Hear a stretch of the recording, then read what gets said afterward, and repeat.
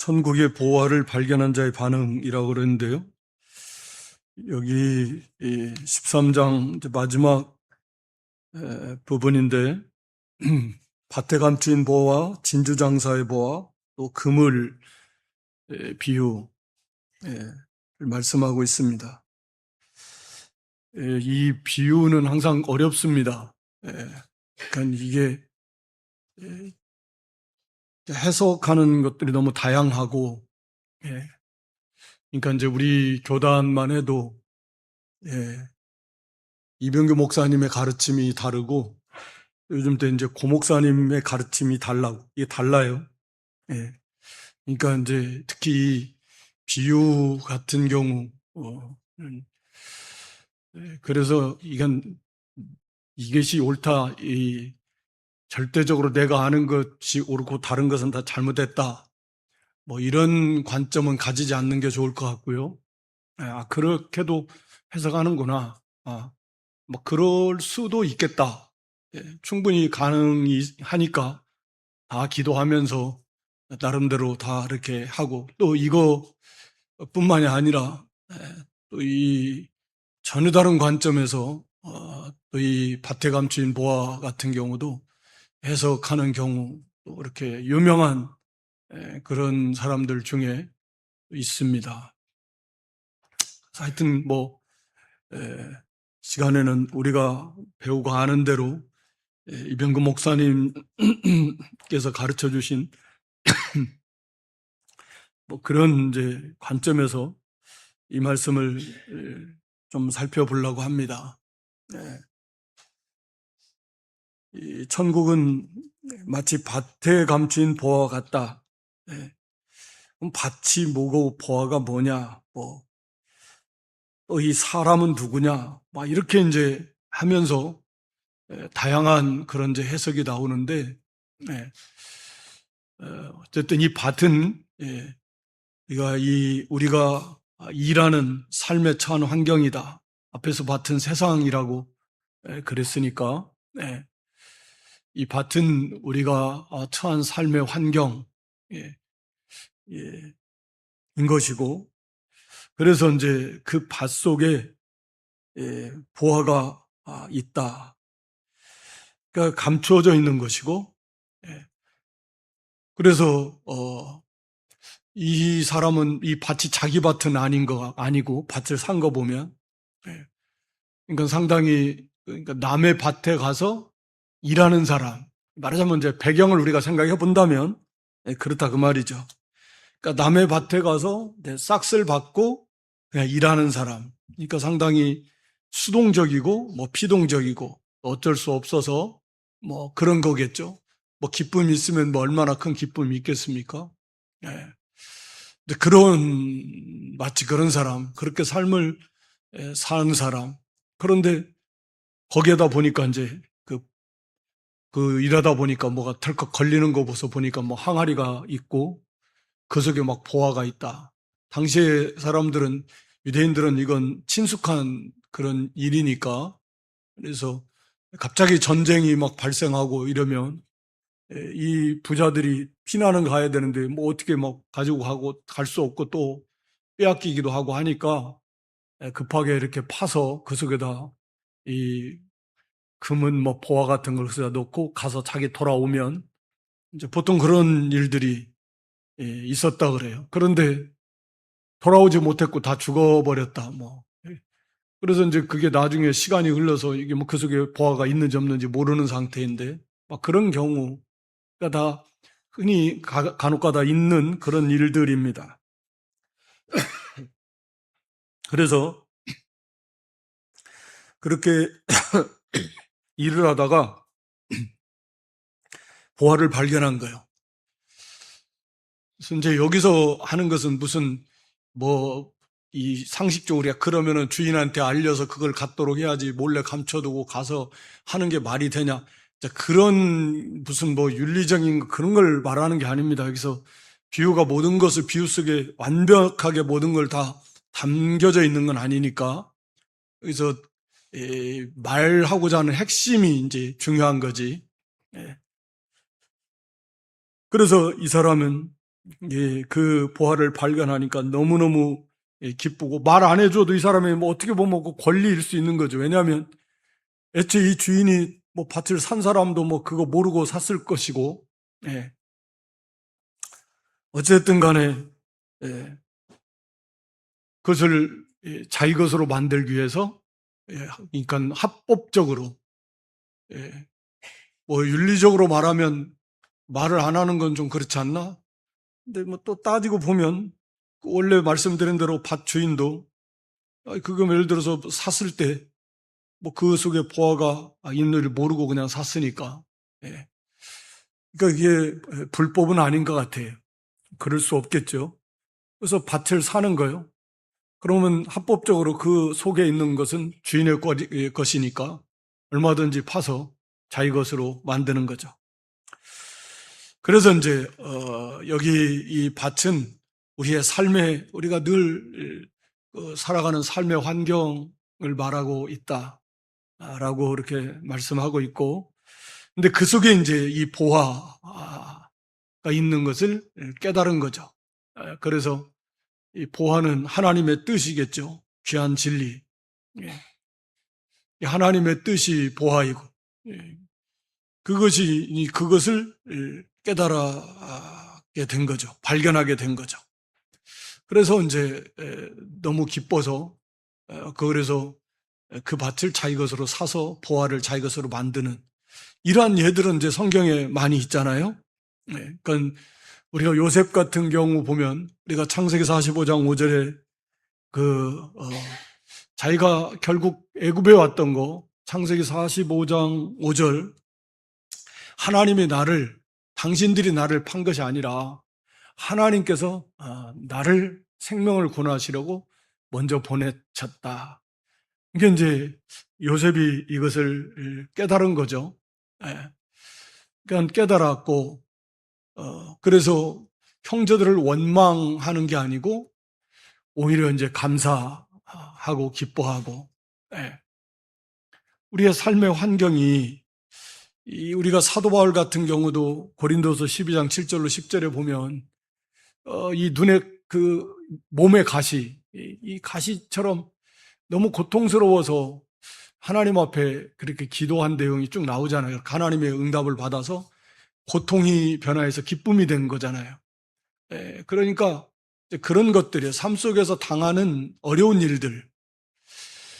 이게 없으면 좋겠는데 사도 바울 같은 경우도 하나님 일을 하는 데 있어서 이 가시가 없으면 훨씬 더 효과적으로 잘 힘있게 할 것 같은데 왜 이런 가시가 있을까? 그러던 차에 이제 기도하면서 그것을 깨닫게 해주신 거죠. 아삽도 마찬가지고요. 삶이 너무 힘들고 왜 이런 일이 자꾸 일어나고 하나님 섬기는데 그래서 이제 기도하다가 그걸 깨달았고 그래서 오히려 이제 감사하고 기뻐하고 그랬던 거죠. 우리가 삶 속에 그런 거죠. 하나님께서 우리에게 이 다 보배로운 그런 계획을 다 하나님께서 세워두시고 우리 한 사람 한 사람을 정말 잘 만들어 가시는 하나님이시잖아요. 우리 각자에게 있어서 무엇이 부족하고 무엇이 필요한 거 하나님 더 잘한다는 표현도 완벽하게 아시는 하나님이십니다. 우리는 잘 몰라요. 진짜 모르죠. 왜냐하면 자기 욕심에 눈이 가리워서 정말 나에게 필요한 것이 뭔지 몰라요. 자기가 원하지만 사실은 그게 합당한 것이 아닌 경우들이 훨씬 많아요. 잘 모릅니다. 이 나를 지으신 나의 주인 되신 나를 완벽하게 아시는 분, 우리 하나님이시잖아요. 내 몸에 대해서도 내가 뭘 합니까? 내 몸속에서 무슨 일이 일어나고 뭔 병이 있고 뭐 어떻게 일어나는가 몰라요. 이게 뭐 먹기만 하지 이것이 소화가 어떻게 돼가지고 어떻게 흡수가 돼서 어디로 와서 뭐 자라고 강하게 무슨 소리 합니까? 그것을. 우리가 하는 일은 기껏해야 그냥 음식 먹는 거밖에 더 있어요. 그러니까 이게 다 하나님이 하시는 거예요. 이 몸의 주인이 생명의 주인, 모든 것의 주인 되신 하나님. 우리 인생에 있어서도 마찬가지거든요. 그러니까 우리의 삶 속에 참 여러 가지 자기 생각에는 뭐 힘들고 어렵고 좀 막 죽지 못해 산다, 뭐 어쩔 수 없으니까 산다, 뭐 이런 환경도 있을 수 있고, 남의 밭에서 막 뜨거운데 일하다가 뭐 나는 왜 이런 일만 하고 살아야 되나? 예? 일꾼을 부리면서 살지 못하고 뭐 이런 생각할 수도 있고 뭐 그렇지만 예. 그러던 자의 그 속에 보화가 있는 것처럼 여기에 하나님이 주신 놀라운 하나님의 뜻이 여기에 있구나. 예. 내가 이 환경 속에 하나님 이런 환경을 허락하신 거, 이런 일을 만나게 하신 거, 또는 이런 사람을 만나게 하신 거, 이런 것들을 통해서 하나님께서 이루고자 하시는 그런 보배로운 뜻이 나에게 있다. 예. 라고 하는 것을 발견하게 되는 거죠. 그것 자체가 하나님의 은혜입니다.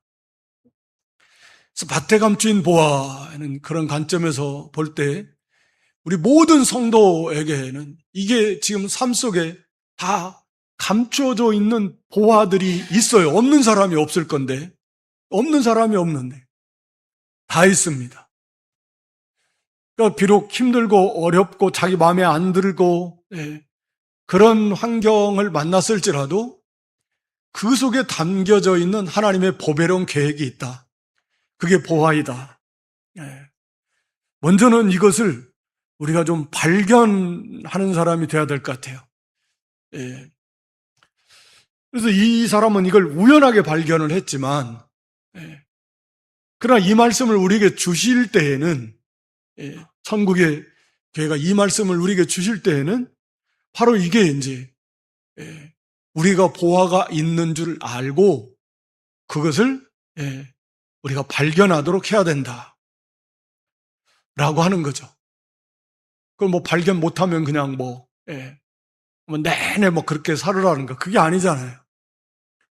그러니까 보화가 있다라고 하는 걸 알고 그리고 밭에 감춰 있으니까 그것을 우리가 발견하자.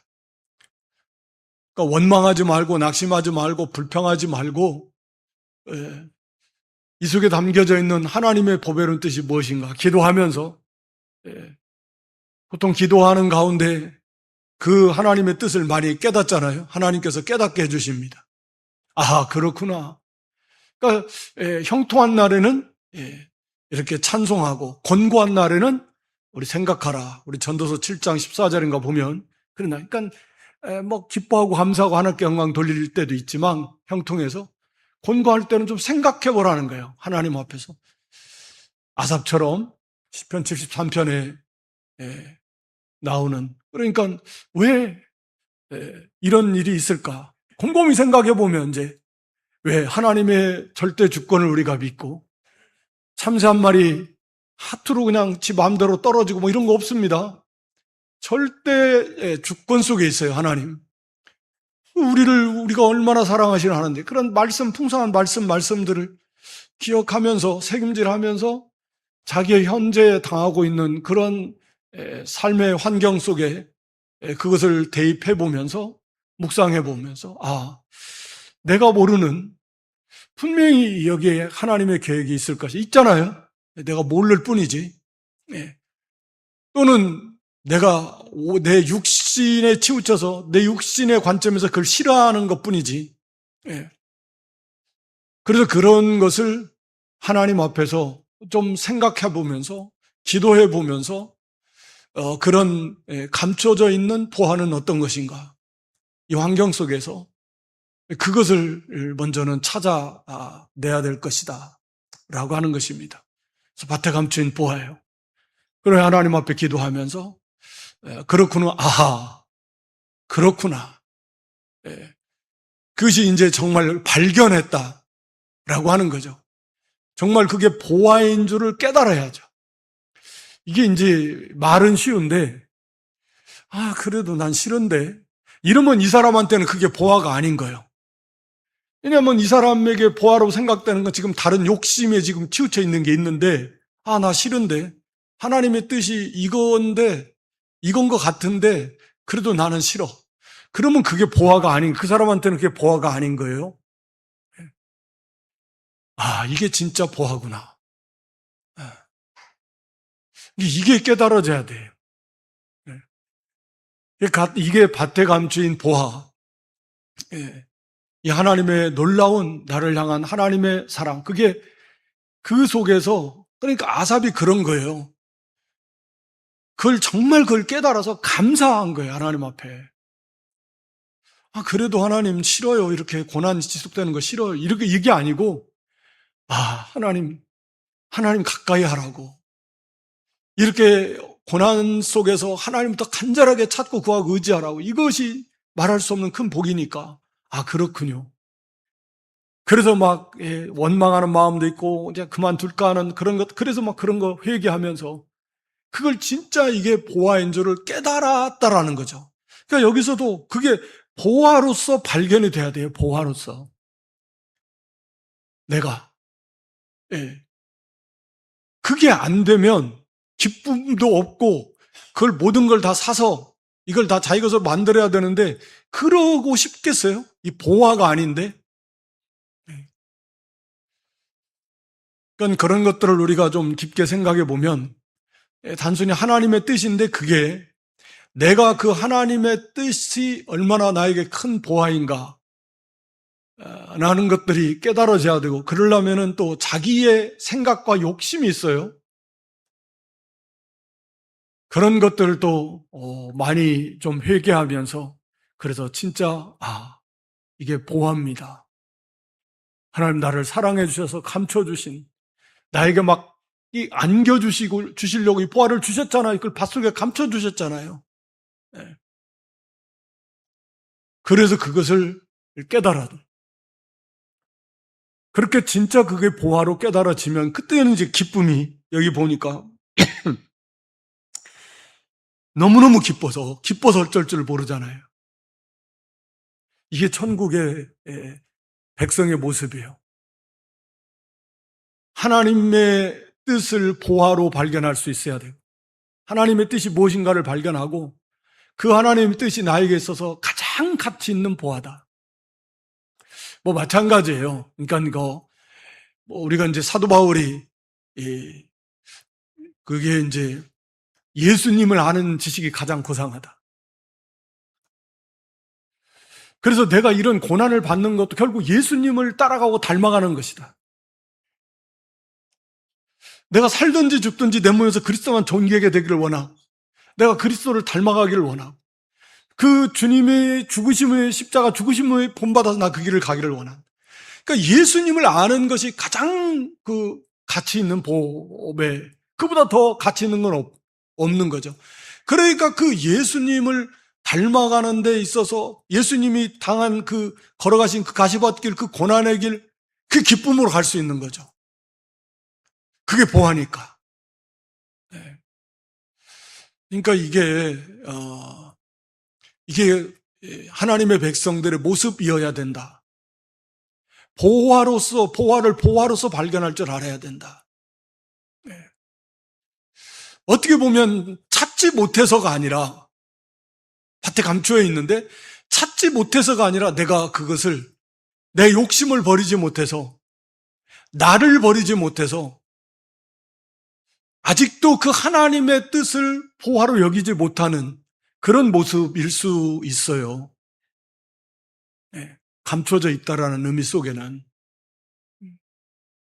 머리로는 알겠는데, 이런 환경, 이런 것을 만난 것이 성경에 너무 많이 우리에게 가르쳐 주시고 있으니까 하나님의 사람을 온전하게 되게 하시려고 그건 알겠는데, 근데 이게 진짜 보화로 여겨지는가? 그래서 오히려 기뻐하라고 말씀하신 것처럼 우리 야고보 1장에서도 여러 가지 시험을 만나거든 온전히 기뻐하라 그랬잖아요. 왜 너는 이게 온전한 하나님의 사람 만들려? 그러면 하나님의 사람 온전히 만들어지는 것, 이것이 내가 정말 기뻐할 만한 그런 보화로서 내가 깨달아지는가? 그래도 아무리 온전한 사람 만들어지는 거 좋다고 해도 저는 지금 당장 이거 실현 싫어요. 그런 사람이 어떻게 그걸 기뻐할 수 있겠는가? 그러니까 정말 보화를 보화로서 발견할 수 있는 사람, 그게 천국, 그게 성도의 모습일 것이고, 그게 이제 천국을 이루어 나가는 그런 지상의 교회와 성도의 모습일 것이다. 그러니까 당연한 것처럼 그 보화를 발견해야만 그 밭을 사거든요. 그러니까 보화를 발견해야 그 밭을 사서 적극적으로 자기 것으로 산다라는 거 잘 알잖아요. 희생하는 겁니다. 열심을 내는 거예요. 라오디가 교회에 우리 주님께서 주신 말씀이 그 불로 연단한 금을 사라. 흰옷을 사서 사라 입어라. 안약을 사서 발라봐라. 그러면서 열심을 내라 회개하라 그랬거든요. 그러니까 열심 내는 거예요. 모든 걸 다 희생하면서 불로 연단한 금을 사. 불같은 시련을 믿음으로 통과하는 거예요. 그게 불로 연단한 금을 사는 거잖아요. 그러니까 보화를 발견한, 천국은 보화를 발견한 사람이 보화를 발견 못하면, 보화인 줄을 모르면 진짜 그게 내 속에 기쁨도 없을 것이고, 그 밭을 그걸 잘 성공적으로 자기 환경, 그 어려움 환경 속에서 그것을 자기 것으로 만들어, 즉 기뻐하는 가운데 인내하. 그러면서 끝까지 믿음을 지켜나가는 게 안 될 거다를. 이 보화인 줄을 발견했을 때 거기에 기쁨이 있을 것입니다. 그리고 모든 힘을 다 쏟아서 그 밭을 자기 것으로 사는 거예요. 만드는 것이죠. 그래서 더 이상 거기에 막 원망하고 막 그 소극적이고 뭐 불평하고 막 그런 게 아니고, 그 가운데서 자기의 본분과 사명을 적극적으로 끝까지 인내하면서 믿음을 지켜나갈 것입니다. 그래서 그 어려운 환경 속에서 하나님이 그 원하시는, 우리가 만들어지기를 원하시는 그런 사람으로 그렇게 만들어질 때 그건 정말 보화잖아요. 영원한 정말 가치,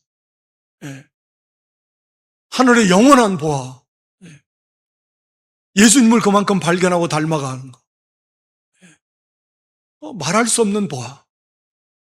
그래서 이 밭에 감춘 보화를 그런 측면에서 우리가 이해했을 때 우리의 모든 삶 속에 그게 밭인데 이 보화가 있고 감추어져 있는 것은 하나님의 뜻이 무엇인지 모르는 경우일 수 있고, 머리로는 알겠는데 아직 그게 보화로 발견되어지지 않은 거예요.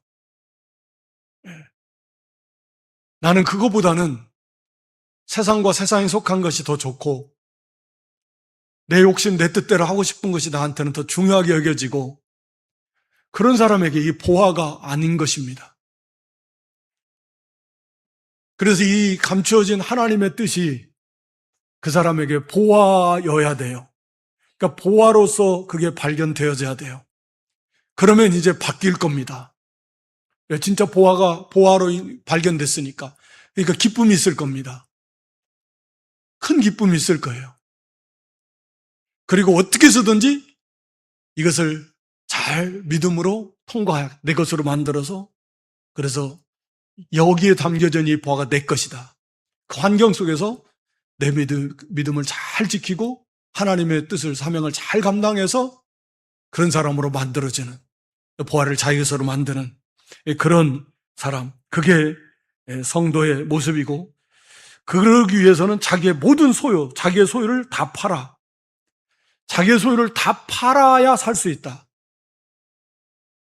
그러니까 모든 희생, 모든 걸 다 쏟아야 될 수 있다. 설렁설렁 적당히 해갖고는 안 돼. 자기의 소유를 다 팔아라. 그러면 다 됩니다. 나머지는 하나님께서 다 해주시니까. 그러니까 우리가 적은 능력을 다 기울이라고. 그러니까 자기에게 있는 거, 누구든 다 힘을 다 쏟으면 돼요. 그러면 됩니다. 안 되는 게 없어요. 다 살 수 있습니다. 그 소유를 다 팔면 그 밭을 사느니라. 그러니까 이건 그 사람의 소유가 많고 적음의 문제가 아니잖아요. 여기서 말하는 건 그 사람의 소유가 많은 사람은 팔아서 살 수 있고 적은 사람은 못 사. 그런 게 아닙니다. 누가 됐든지 그 소유를 다 팔기만 하면 삽니다. 그러니까 누구나 다 살 수 있다. 단 다 팔아라. 거기에 모든 힘을 다 쏟아. 다른 거 그보다 앞세울 거 없어요. 다. 우선하던 거 다 뒤로 하고. 그렇게 열심을 내고 힘을 기울이면 그러면 됩니다. 그러면 보아 하나가 이 밭이 자기 것이 되는 거예요. 그렇게 한 걸음 한 걸음 한 계단 한 계단 그렇게 나아가는 것입니다. 여기 두 번째는 천국은 마치 좋은 진주를 구하는 장사와 같다. 뭐 이건 어찌됐든 이 진주를 구하는 거, 그것도 우리가 하나님의 진리를 이렇게 사모하는 이제 그런 관점으로 이것도 뭐 다양한 해석이 있지만 진리를 사모하는 진리를 알기를 사모하는 그러니까 심령이 가난한 자예요. 그러니까 하나님의 그 진리, 우리가 진리가 깨달아지고 이 성경에 하나님의 말씀의 넓이는 끝이 없다 그랬는데 끝이 없죠. 그 말씀의 넓이, 높이, 깊이 그 우리가 끝을 알 수가 없죠, 사실은. 그럼 어떻게든 그 진리를 더 알고 싶고 그 진리를 안다는 건 그 하나님의 뜻을 깨닫는 것이고 그래서 그만큼 좋은 진주, 아주 값진 진주, 그런 진주를 구하는 장사 같이 장사가 얼마나 열심히 냅니까? 제일 열심히 내는 사람들 중 하나가 장사하는 사람, 즉 사업하는 사람들은 정말 열심히 내잖아요. 그러니까 뭐 새벽에 물건 떼러 가는 사람은 뭐 새벽에 갑니다. 옛날에 보니까 뭐 요즘에 뭐 어떻게 하는지 모르겠지만 뭐 동대문 시장에 뭐 물건 떼러 간다 그러면 새벽에 가는지 12시에 가는지 지방 사람들은 뭐 한 10시쯤 버스 타고 올라오면 9시쯤 버스 타고 올라오고 12시, 1시 뭐 이렇게 도착을 하면 거기서 장 보고 내려가고 뭐 옛날에 그러더라고요. 그러니까 이 마찬가지예요. 새벽에 뭐 가락시장 이런 데도 마찬가지일 거래요. 막 새벽 2시, 3시 일어나서 우리 뭐 기도하러 오는데 막 뭐 4시 뭐 일어나는 것도 힘들어 하는데 막 장사하는 사람들은 막 2시, 3시, 뭐 1시 뭐 이렇게 일어납니다. 근데 평생을 그래요. 평생을. 참 열심네요. 참 그게 힘이 대단하죠. 돈의 힘이 대단한 건지 욕심이 대단한 건지는 모르겠지만 하여튼 그래요. 그러니까 이 장사하는 사람은 그렇게 열심을 냅니다. 그러니까 그만큼 우리도 진리를 사모하는 그렇게 간절함으로 사모하는 영혼을 만족해 하시는 하나님, 줄인 영혼에게 좋은 것으로 채워주시는 하나님이신데 그만큼 우리가 사모할 하나님의 나라와 일을 구하고 진리를 사모하고 우리가 뭐 성경 지식으로 안다고 그게 진리를 아는 건 아니잖아요. 그 진리가 깨달아지고 그래서 그 진리가 깨달아진 다음에는 자기 것으로 만드는 그렇구나. 진리가 깨달아져서 그래서 역시 이제 그 진리를 깨달은 사람은 자기 것으로 만드는 거예요. 이게 천국의 모습, 성도의 모습이다. 그래서 우리가 골로새서 1장에서도 보면 그런 거잖아요. 참으로 진리를 깨달은 날부터 열매를 맺어 자란다. 그렇게 골로새 1장 6절에 그런 말씀이 있잖아요. 그러니까 천국의 모습은 항상 성도의 모습, 지상교회 성도의 모습은 그런 거죠. 늘 사모하면서 하나님을 사모하고 진주장사처럼 그렇게 그냥 슬렁슬렁 되면 되고 안 되면 안 되고 그런 게 아니고 정말 간절함, 그렇게 사모해야 그런 자에게 하나님께서 진리를 깨닫게 해주시고, 깨닫는다라는 것은 내 마음과 생각이 거기에 일치가 된다는 의미니까 그 사람의 생각이 그 말씀과 일치가 돼서 바뀌는 거예요. 그래, 맞아. 이렇게 해야 되겠다. 이렇게 되는 겁니다. 그게 깨닫는다는 의미예요. 아, 그렇구나. 그렇다는데 이게 아니에요. 그래서 그 진리가 깨달아지면 그러면 내가 이제 그걸 산다라는 거죠. 그걸 이루기 위해서 똑같아요. 여기 극히 값진 진주 하나를 발견하면 자기 소유를 다 팔아요. 자기 소유 다 팔아요. 모든 힘을 다 쏟아서 전심전력을 다 기울일 때 그러면 그 말씀대로 그 진주가 자기 것이 되는, 그 진리에 맞는 사람으로서 우리가 만들어져 간다, 세워져 간다 라고 하는 것입니다. 또 여기 세 번째, 오늘 본문 세 번째 비유는 마치 바다에 치고 각종 물고기를 모으는 그물과 같은데, 뭐 다 아는 거겠죠. 뭐 당시에도 오늘날에도 그물을 딱 건져 놓으면 거기에 좋은 물고기도 있고 먹을 수 없는 것도 막 있고, 오늘날로 보면 뭐 쓰레기 같은 것도 있을 수 있고, 뭐 당시에도 뭐 그랬겠죠. 뭐 갈릴리 바다 같은데. 그러니까 상식이겠죠. 좋은 것은 담고 못된 것은 버리느니라. 그런데 이제 여기 47절에 가서, 49절에 가서 세상 끝에도 이러하니라. 세상 끝에도 이러하리라. 천사들이 와서 의인 중에서 악인을 갈라내어 풀무불에 던져 넣으리니 거기서 울며 이를 갈리라. 그럼 세상 끝에도 이러하리라. 이 말씀은 뭐예요? 세상 끝에는 당연히 이렇게 되는데, 그러면 세상 끝에도 이러하리라라는 얘기는 그러면 이 땅에서도 이런 일을 해야 된다는 거잖아요. 그러니까 이게 이제 하나님 나라의 모습이라는 거잖아요. 지금 지상교회의 모습, 성도의 모습. 그러니까 당연히 앞에서도 지금 반복해서 계속 천사들이 와서 의인 중에서 악인을 갈라낼 것이다. 풀무불에 던져서 거기서 이를 갈미 것이 있을 것이다라고 하는 건데, 말씀하고 있는 거예요. 이건 근데 이제 여기서도 세상 끝에는 당연히 그래요. 세상 끝에도 이러하니까. 그렇다면 세상 끝이 오기 전에 이 땅에서도, 그럼 뭐 세상 끝날 이런 거니까 그냥 그날만 기다리고 있어야 되나? 뭐 그런 건 당연히 아니겠죠. 주님이 여기서 주신 비유를 주셨을 때는 세상 끝에도 의인 중에서 악인을 갈라낼 것이다.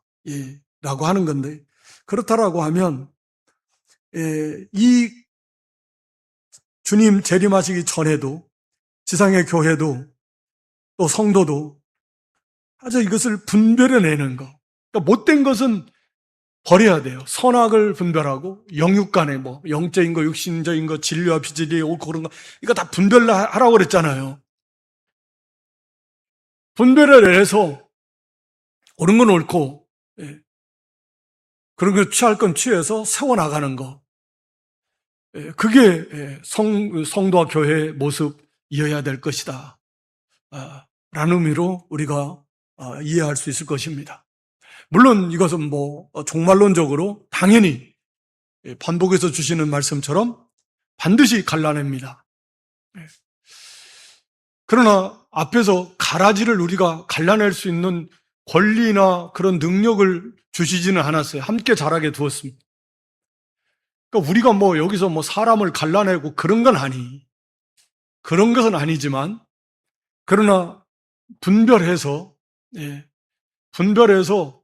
그렇게 잘못된 것은 버려나가는, 또는 뭐 치리 같은 경우도 해당이 될 수 있을 것이고, 그래서 이 잘못된 것된 것들은 이런 갈라나가서 자꾸 버려서 분별해서 세워나가는 것이 교회이다. 개인적으로 우리가 이걸 적용해 본다면 우리 삶 속에서도 이게 버려야 될 것들이 얼마나 많은가 라고 하는 거죠. 또는 우리 개인의 어떤 자기의 습관 속에서도 버려야 되고 고쳐야 될 것들은 또 얼마나 많은가. 네. 내 삶 속에 개인의 삶을 한번 쫙 이제 마치 그물 다 끄집어낸 것처럼 드러내서 낱낱이 뭐 적어보세요. 예를 들어서 하루를 24시간을 내가 어디서 어떻게 하면 그러면 이제 그런 것들이 내가 버려야 될 것들 이 잘못돼 받아들여서 무분별하게 우리 삶 속에 우리를 무너뜨리고 있는 것들, 가정을 황폐화시키고 있는 것들, 우리의 영적인 그런 성전을 무너뜨리고 오염시키고 있는 것들이 상당히 있을 거다 그 말이죠. 그럼 그런 것들을 우리가 갈라내야 될 것입니다. 그게 지상의 교회이고 성도의 모습일 것이다. 종말론적으로는 말할 필요 없이 우리가 이제는 죄 지을 가능성도 없는, 죄의 요소는 하나도 없고 가능성조차도 없는 그런 완벽하게 영화롭게 된 그런 존재, 그게 우리가 이제 구원이 완성된 부활의 몸을 입은 성도의 존재잖아요. 그러니까 정말 아름다운, 그러니까 죄의 요소가 하나도 없고 죄 지을 가능성도 없는 존재니까 그런 성도들이 가득하고 또 거기에 예수님 모시고 하나님 모시니까 그 세계가 얼마나 행복하고 얼마나 좋을까요? 네. 그렇지만 어찌됐든 이 땅에서 사는 동안에는 얼마든지 섞여 있으니까 그런 것들을 개인적으로도 또 교회적으로도 갈라내서 어쩌든지 최선을 다해서 이렇게 거룩한 또 성결한 또 이런 천국을 만들어 가야 된다라고 하는 것을 우리에게 가르쳐 줍니다. 반복해서 어찌됐든 세상 끝에 반드시 의인 중에서 악인을 갈라낼 것이다. 풀무불에 던져넣으리니 울며 이를 갈리라. 이 사람들은 회개하지 않아요. 이를 간다라는 거 분하고 원통하고 그런 거 아니에요? 자기 죄를 느껴서 회개하고 그런 거 아닙니다. 그러니까 어찌됐든 이제 완벽한 하나님의 나라, 의인들 구원받은 성도들, 영화롭게 변화된 성도들, 하나님 섬김의 예수님 안에서 하나님 나라의 모습입니다. 죄는 틈탈 가능성도 없어요. 그래서 이 모든 것을 깨달았느냐 하니까 대답해야 돼. 그렇습니다. 다 안 건 아니겠지만 이 비유의 의미는 알았다 그 말이겠죠. 그러면 이제 거기 예수님께서 고향으로 가셨는데 예수님이 가르치시는 그 교훈의 그 지혜와 능력은 인정은 하면서도 그 예수님의 그 육신의 그 어떤 환경, 자기들이 하는 그런 지식 때문에 편견에 사로잡혀서 예수님을 배척하는, 믿지 않는 그런 예수님의 고향 사람들의 모습. 그래서 그 선지자가 자기 고향과 자기 집에서는 존경을 받지 않음이 없는, 그러니까 자기 집과 자기 고향에서는 존경을 못 받는다. 이건 많이 알려진 당시에 유명한 그런 격언인데, 그러니까 선지자는 하나님의 그 종으로 부름받은 아주 존귀한 자인데, 고향 사람들은 아이 저거 옛날 코 올릴 때 나한테 이게 한 대씩 얻어맞고 쳤던데 동네 후배고 동생 이런 식으로 다 알고 있는 거예요. 저거 맨날 말 안 들어서 그런 거에 눈이 가려워가지고 선자로 하나님이 부르신 그래서 그 권위, 그 존귀, 그 인정하지 않으니까 그 받은 그를 통해서 주신 은혜를 받을 수가 없는 거예요. 그러니까 예수님도 육신이 그런 거 보면 예수님과 한 동네 사는 게 복이 아니에요. 복이 아니라 오히려 그 어떻게 보면 엄청난 복인데도 그게 오히려 복이 아니고 저거 마리아 목수 아들 다 그 동생들 또 여동생들 우리가 다 알고 다 똑같은 우리 자식 친구고 그런 건 그래서 참 안타깝지만 배척을 했습니다. 그래서 예수님께서 마지막 절에 보면 그들이 믿지 않음으로 말미암아 거기서 많은 능력을 행하지 아니하시니라. 결국 능력을 행하시는 이유가 예수님 그를 믿게 하시고 또 믿음을 더욱 견고케 하시기 위한 그런 보조적인 수단인데 아예 그런 거에 너무 강하게 편견에 사로잡히고 그들의 눈을 가리워져 있어서 그래서 배척하기 때문에 능력을 베푸실 이유가 없는 거죠. 안 되는 겁니다. 그래서 불쌍한 거죠. 오늘 여기 비유에 대해서 어렵다는 말씀 드렸고요. 어찌됐든 이 밭에 감추인 비유를 또 진주 장사에 대한 비유, 그물의 비유를 생각하시면서 여러분의 삶 속에 적용해서 내가 진짜 내 삶 속에 감추어져 있는 보화를 정말 발견하고 있는가, 정말 보화로 하는가. 보통은 말씀을 통해서 하나님의 뜻은 어느 정도 알 것 같아요. 이런 환경을 주신 것은 이렇게 하라고 하는 주신 뜻이야 라는 하나님의 그 지식적으로 그건 알 수는 있을 것 같은데, 이제 그게 보화는 아니에요. 경우는 많을 적지 않을 거라 생각을 합니다. 그러니까 정말 그것이 나에게 보화가 될 수 있기를, 그래서 말 그대로 정말 우리의 삶 속에 감춰져 있는 그런 보화를 발견하면 그때부터는 이제 보화인 줄 아니까 다 팔아서 그것을 자기 밭을 사서 보화를 자기 것을 만드는, 그러면 정말 얼마나 복된 성도 매일매일의 삶이 그걸 또 한 계단 한 계단 지나가고, 그래서 풍성한 그런 복된 승리하는, 그래서 영적인 부자고 천국의 부자고 또 예수님 많이 닮아가는, 보화를 많이 얻는 그런 저와 여러분 모두가 될 수 있기를 주님의 이름으로 축원합니다. 하나님 우리 아버지, 이 시간에도 밭에 감춘 보화, 또 좋은 진주를 찾는 진주 장사의 비유, 또 이 그물 비유를 통해서 지상교회와 성도의 모습을 어떠해야 되는가 하는 것을 우리에게 가르쳐 주신 주님, 항상 우리에게 들을 길을 주시고 깨닫는 마음을 주셔서 이 말씀대로 우리의 삶 속에 감추어져 있는 하나님의 보화를 발견하는, 그래서 그것을 자기 것으로 다 팔아서 사는 그런 복된 성도들, 또 극히 값진 진주를 찾는 장사처럼 사모하고 앙망해서 그 놀라운 진리를 깨닫고 그대로 순종해서 만들어져 가는, 우리 삶 속에 참 나쁜 것들이 너무 많이 섞여져 있는데 이런 것들을 다 분별해내서 제거해서 좀 더 하나님 기뻐하시는 거룩하고 경건하고 온전한 하나님 나라를 세워나가고 이루어나가는 그런 저희 모두가 될 수 있도록 은혜를 베풀어 주시옵소서. 예수님의 이름으로 기도드리옵나이다. 아멘.